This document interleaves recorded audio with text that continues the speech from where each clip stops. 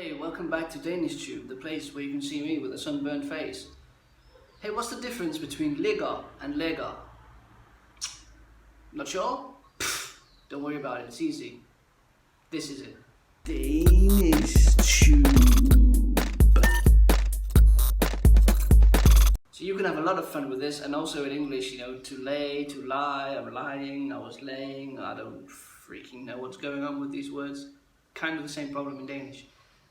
Easy thing is, ligger, there's no movement involved, and lægger, there's movement involved. So, I'm lying on the sofa. I'm not, but if I were, jeg ligger I sofaen. If I'm gonna lie down on the sofa, jeg lægger mig I sofaen. That's it. So all you have to do is remember that.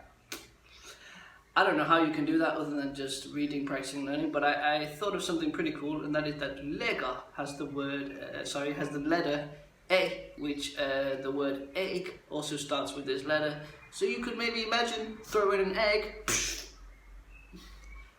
and that has movement. Maybe that will help you remember it. Basically, that's it. Lægger, no movement. Lægger, movement.